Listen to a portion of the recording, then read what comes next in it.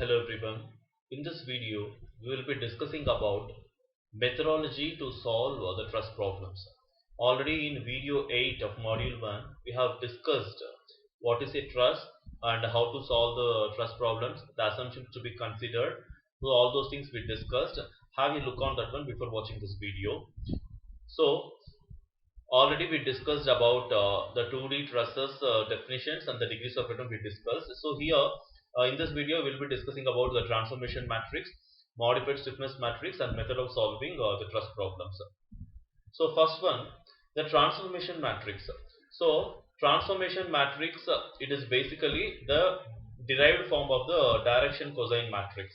So the transformation matrix is denoted by capital L, and which has a matrix of small l, small m, 0, 0, 0, 0, L, M. This L and M is nothing but a short form of cos theta and sin theta. And how to calculate the length of the truss element? Assume that a truss component is given which consists of 10 members or 11 members of different length. So how to find out the length of each structural member is nothing but by using this formula, length of the element. If it is 10 elements means L1, L2, L3, L4, etc. like that we need to find out. So what is the formula is nothing but L equal to square root of x2 minus x1 whole square plus y2 minus y1 whole square. So generally we know that since each node is having 2 degrees of freedom, that is x-axis and y-axis, always you can remember, maybe for the first element we can say it is node 1, node 2 will be there, so x2 minus x1 we can write. Say for example, if it is a 7th element or 8th element, we may not be knowing the proper nodal conditions, maybe at the same point common nodes will be there. So always remember, when we are finding out the length, always it is x final minus x initial. That is, any truss element is there means, see here, if any truss element is there, assume that it is the initial node and final node. Each node is having x-axis, y-axis, x-axis, y-axis. If you want to find out the length of this particular element means x, this is initial, this is final. So x final value and x initial value. Similarly, y final value, y initial value. So likewise, we need to find out the whole square of that one.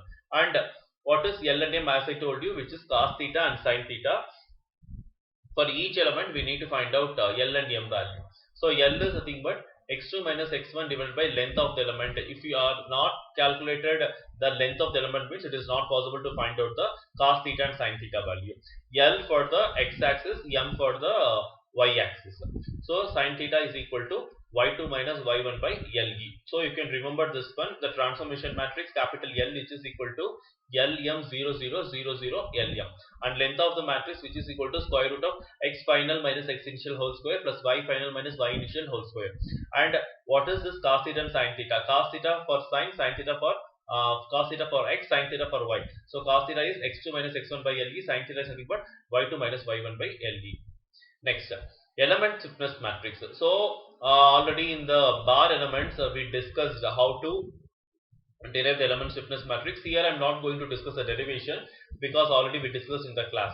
So directly I will be writing the element stiffness matrix equation for a truss element, 2D truss element. So Ke indicates stiffness element stiffness matrix for one element, which is nothing but Ae by Le, wherever this suffix E indicates for an element.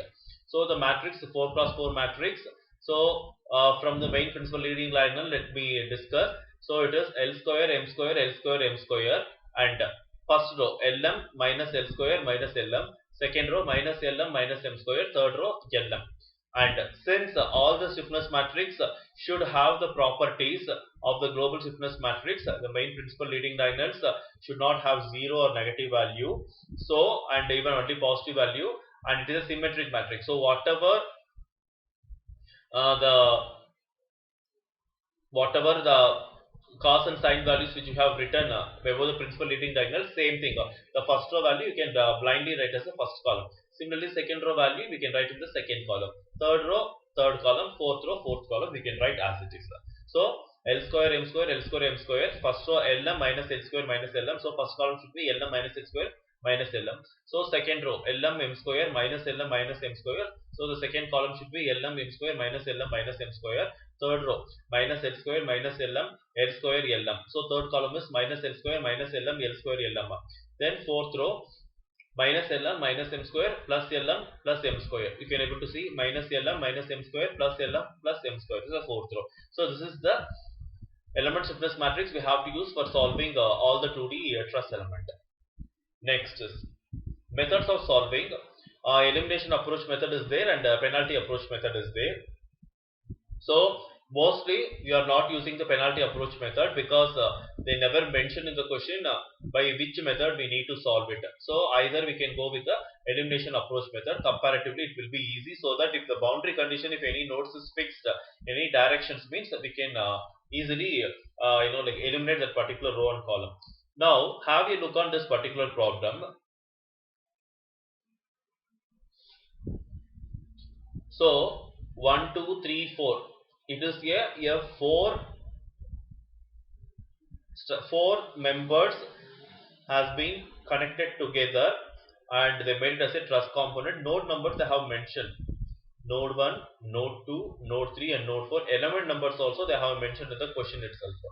Length they have given only for element 1 and element 2. So for element 3 and element 4 we can find out. So obviously if this is 30 inches means this also should be 30 inches. So we know the element 1 and element 2 length value. So it is possible to find out element 3 length by using the Pythagoras theorem. So a b c is there, means ac square is equal to ab square plus bc square. That we can able to find it out. So first is elimination approach method. Look at the boundary conditions. At node 1 they have given a fixed support. It means it is fixed in both x-axis and y-axis. So whenever after writing the equilibrium equation, if I want to apply the elimination approach boundary condition, means I can eliminate completely node 1 x and y-axis direction. Moving to the node 2, it is a roller support. So what is the meaning of the roller support? It is fixed in y-axis. It is fixed in y-axis. It means it can able to move in x-axis. So what is the boundary condition?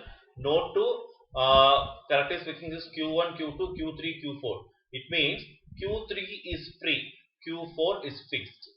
So we can eliminate the q4 in the main equilibrium condition. That is the fourth row, fourth column we can eliminate.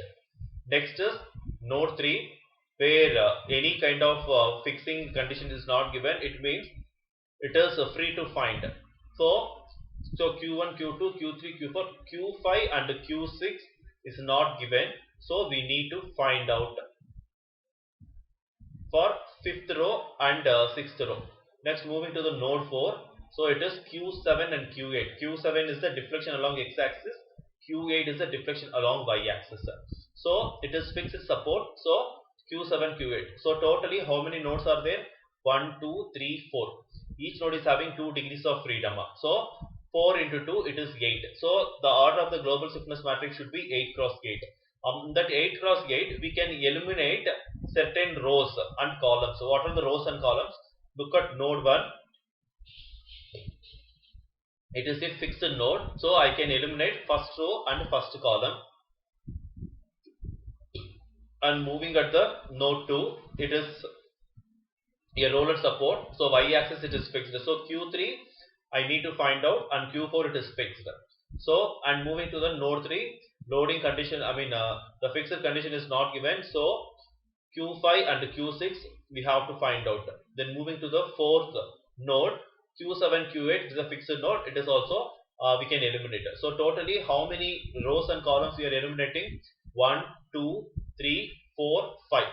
Out of 8 cross 8 matrix, 5 rows and 5 columns if you are eliminating, means what is left out?